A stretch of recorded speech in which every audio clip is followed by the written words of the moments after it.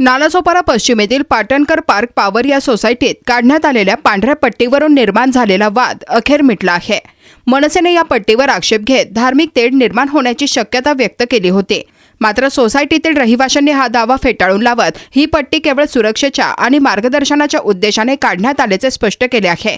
सोसायटीतील रहिवाशांच्या म्हणण्यानुसार पावसाळ्यात शेवाळ साचल्याने ज्येष्ठ नागरिक आणि लहान मुलांच्या सुरक्षिततेसाठी तसेच पाणी साचल्यानंतर चालण्याचा मार्ग स्पष्ट दिसावा यासाठी एका रहिवाशाने स्वतःच्या खर्चातून ही पट्टी रंगवली होती।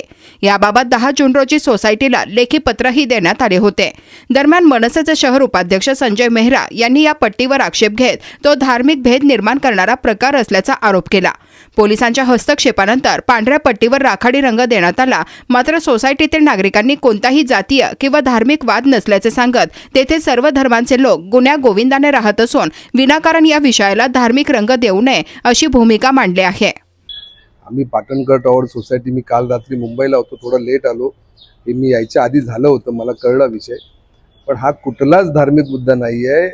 आमच्या सोसायटीमध्ये 40% मुस्लिम राहतात, 5% गुजराती राहतात आणि बाकी सगळे मराठी राहतात। आमच्या सोसायटीमध्ये प्रॉब्लेम असा आहे की पावसाळ्यामध्ये थोडंसं पाणी भरतं। तुम्ही बघाल की इकडे हे कॉन्क्रीट आहे। आमच्या सोसायटीतली राहणारी लहान मुलं आणि जे म्हातारे व्यक्ती आहेत त्यांना पावसाळ्यामध्ये जर पाणी भरलं तर खालचा रस्ता दिसण्यासाठी आणि सदर कॉन्क्रीटवर अलगी पकडू नये, जे आपण अलगी येते आणि त्याच्यावरनं पोरांचा किंवा म्हाताऱ्यांचा फ्लाय स्लिप होऊ नये म्हणून आम्ही दरवर्षी हे करतो। आणि दरवर्षीप्रमाणे आणि हे आमची सोसायटी न करता सोसायटीतला एक सुजाण नागरिक ज्याला लोकांची काळजी आहे असा माणूस हा स्वतःच्या खर्चाने करून देतो आणि त्याचं त्यांनी रीतसर पत्र सोसायटीला दिलेलं आहे। हे पत्र तुमच्यासमोर मी दाखवतो आणि त्या पत्रामध्ये कुठलाच धार्मिक किंवा कुठल्याच धर्माचा किंवा कुठल्याच गुरूंचा असा कुठलाही उल्लेख नाही आहे की पावसाळ्यापूर्वी आपल्या लोकांना किंवा आपल्या मुलांना आपल्या वरिष्ठ लोकांना पावसाळ्यामध्ये काही त्रास होऊ नये म्हणून हे काम मी करतोय। त्यांनी 10 जूनलाच हे पत्र दिलेलं आहे। त्याच्यावर कुठल्याही प्रकारचा काहीच धार्मिक उल्लेख नाही आहे आणि त्याच्यावर पहिली स्टार्ट अशी आहे की दरवर्षीप्रमाणे आम्ही दरवर्षी हे काम करतो।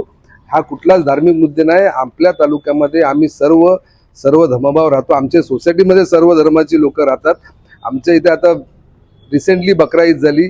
आमच्या मुसलमान बांधवांनी ते 4-5 दिवस त्यांचे बकरा आणतात, त्यांना खायला प्यायला घालतात, ते आम्हाला इन्व्हाइट करतात। तर हे आम्ही सर्व धर्म आणि सगळ्या जाती धर्माचे सर्व सण आम्ही आमच्या सोसायटीमध्ये उत्साहात आणि गोविंदाने पार पाडतो। हा कुठलाच मुद्दा नाही आहे। आमच्या सोसायटीतल्या एकाही मेंबरने याच्याबद्दल कुठली तक्रार केलेली नाही। त्यामुळे याला धार्मिक रंग न देता याला वादाचा मुद्दा न बनवता हा विषय इकडेच थांबला गेला पाहिजे असं मला वाटतं। आणि कोणी कंप्लेंट केली हे मला काही त्याच्यात कळलं नाही। माझे मित्र संजय मेहरा वगैरे इकडे आले होते, त्यांना पण मी सांगितलं की हा असा कुठलाच धार्मिक मुद्दा नाही आहे। त्यामुळे त्यांना पण आम्ही क्लिअर केलेलं आहे आणि जर आमच्या सोसायटीतला वाद असेल तर सोसायटीतले लोक जातील ना पोलीस। पूर्ण सोसायटीमध्ये तुम्ही जे मुंबईला वादविवाद बघितले त्या अख्ख्या सोसायटीच जैन लोकांच्या होत्या।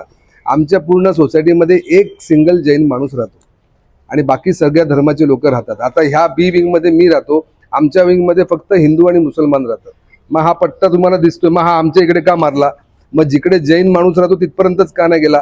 तुम्हाला मागच्या विंग मी दाखवल्या तिकडेही पट्टे मारलेत। आमच्याकडे क्लिअर लेटर आहे, याला कुठलाच धार्मिक मुद्दा द्यायचा नाही। आम्ही सर्व धर्म इकडे राहतोय, असा कुठलाच विषय नाही आहे। मी सर्वांना सांगेल की ते त्याच्या जे काही रील व्हायरल होतात त्या रीलकडे लक्ष न देता देशाच्या विकासाच्या दृष्टीने काय कामं चालू आहेत, आपल्या मुलांच्या कामधंद्यासाठी किंवा नोकरीसाठी काय विषय चालले आहेत त्याच्या मुद्द्यावर आपण बोलूया। हा कुठलाच विषय नाही आहे। पावसाळ्यापूर्वी दक्षता म्हणून केलेलं आम्ही ते काम आहे, त्याला कुठलाच मुद्दा द्यायची गरज नाही।